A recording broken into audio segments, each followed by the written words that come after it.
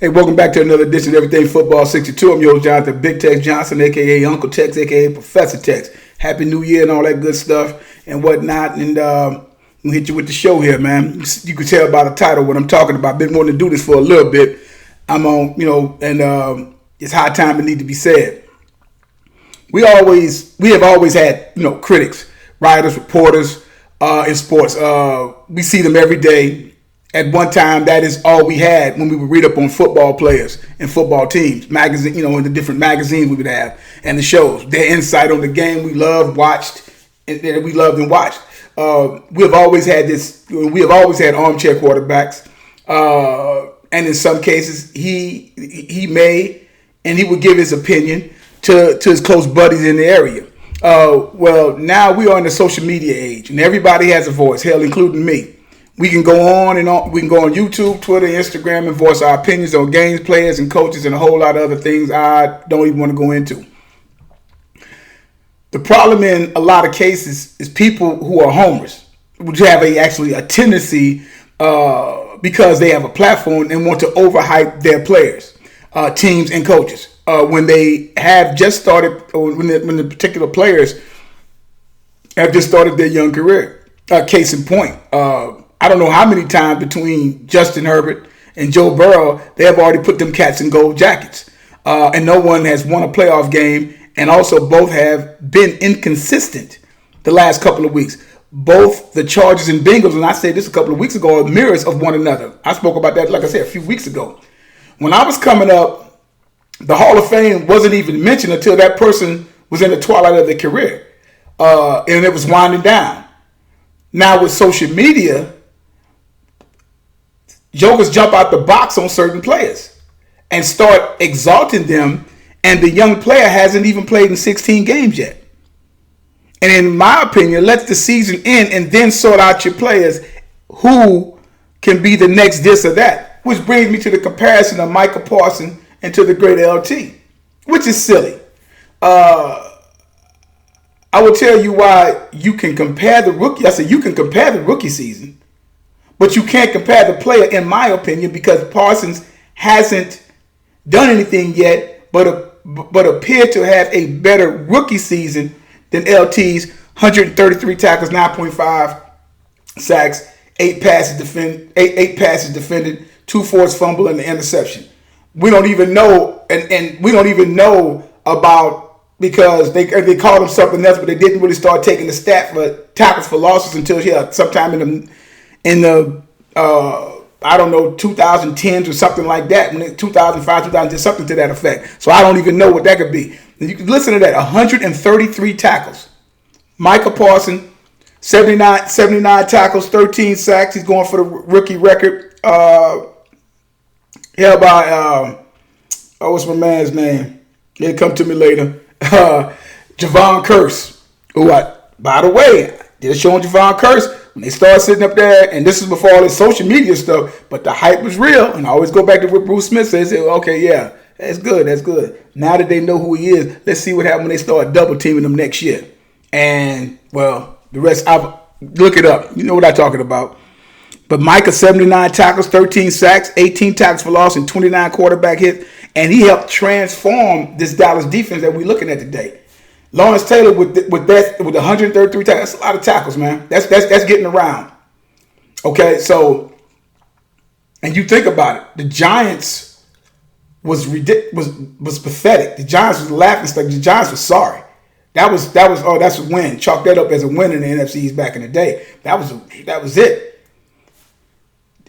They got to the playoffs, a wild card game. They got to the wild card game, won the wild card game, and went to the divisional round. Dealing with that with the appearance of that of LT on that defense, and the first time they've been in the playoffs in 18 years. Now Dallas hadn't been to the playoffs since 2018 or whatever. That's the last time, and that was the last time their defense was like it was anything, and whatnot. Like I said, LT was named Defensive Player of the Year. Defensive Rookie Player of the Year, first team All-Pro, outside linebacker in the Pro Bowl, back when the Pro Bowl actually meant something. When they actually played it for you little youngins over the past 8 or 9, well, some of you may or may not know whatever. The Pro Bowl used to be played after the Super Bowl. not before the Super Bowl. So if somebody actually made the Pro Bowl now the way they do it now, if you make the Pro Bowl, that means you won't be in play. If you made the Pro Bowl and you're going to the Super Bowl, that means you're not going to play in the Pro Bowl. I don't know what sense that makes, but that's the NFL. Nothing the NFL really does in a lot of cases makes sense to me. They should keep it the same way. Pro Bowler, so let me see. So Parsons is on a tear, which means he's pretty much already wrapped up Defensive Rookie of the Year, in my opinion. He's already named the Pro Bowl. More than confident he will be first team All-Pro linebacker. With that, he has brought to the team, and with his stats alone and his impact, possibly Defensive Player of the Year. I know everybody's going for Watts over there and whatchamacallit over there in Pittsburgh, but we'll see. But now Parsons got, because Dallas has been out of the playoffs for 2 years, and Dallas had a good 2018 defense, but it's like them jokers just disappeared the last 2 years. So the young man's a game changer, no doubt about it. He's the type of player that can take over a game. There's been a bunch of second coming of LT since the late 80s. There have been some good ones. The closest that may have been Derek Thomas with just pure pass rushing speed and could turn the game, but really wasn't known for his play against the run. Cornelius Ben, who had a fine career, and several other these cats, man. That next LT gonna be this, that. And a lot of guys are good and stuff like that, but they, hadn't, did what he did. When you think about what he did, but it was only one. Like I said, he changed the game. He got offensive tackles paid. And he got outside linebackers paid. He was relentless of chasing you down the running back, big play, tomahawk from the back, like the ball at your hand, big moments. He did this for a 10-year stretch. When you change the game like LT did, you will have to at least do what he did in a 10-year span. Mica is off to a great start, but he has a long way to go. It's not that Mica's saying this. This is everybody. This is why I said what I said at the opening monologue, and that's what I was talking about. Homers and everybody like that, so much stuff to be saying. It's like, no, it's really hard to, you couldn't do that. You know what I'm saying? Like I said, at 10 straight year dominance, he would have to do that. Taylor didn't do. Let me rephrase that. I do see the similarities in their game as he has to at least go 10 years straight of dominance. It's something Taylor did. Set himself apart from arguably the greatest defensive player in the first 100 years of the NFL, bar none. You know what I'm saying? And those are facts. Those are facts. You look that up. You go on YouTube. You can look up all kind of games with LT and this, that, and the other. Like I said, I don't think Mica is going to get 100 tackles. He may. That'd be big. That'd be. Taylor had 133, man. Somebody going ridiculously all over the field. He's everywhere for having 133 tackles at outside linebacker position. I'm just saying, so you got to look at that as something and game changer. And it's like when you kind of like do something first and whatnot, other people probably can come along and do it. But I'd say case in point. You look at people, 2,000 yards. Sooner or later, with 2,000 yards. That's a big feat. Hell, in any, whether it's high school, college, pro, that's a big feat to have. And we'll go back to O.J. Simpson. O.J. Simpson rushed for over 2,000 yards in a 14-game season.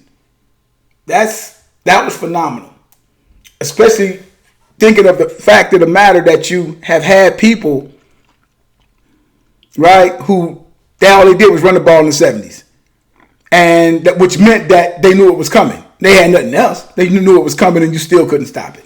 So that was a phenomenal feat in itself. There's been other 5, 6, 7 others. I think now there's rushed for 2,000 yards. Dickinson still has the record from 84 or whatever. Still has the record and everything like that. Still sitting after 30 some odd years. It's still sitting and whatnot. 16 games, 9 games into 17 games and whatnot. We know Jonathan Taylor. Who knows? He may do something. You never know. I don't know.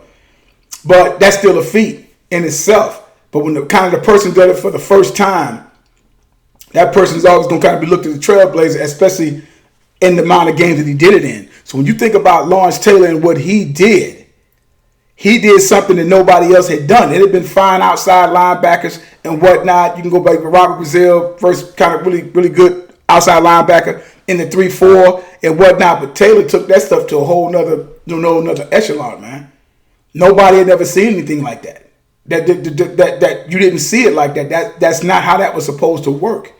And he dominated the game in such a way at that time, for that span in his 13-year career, and going like 10 years of just straight pure dominance and whatnot, and nobody had anything. And you really haven't seen, you've seen sprinkles, and Mica has a sprinkle of that.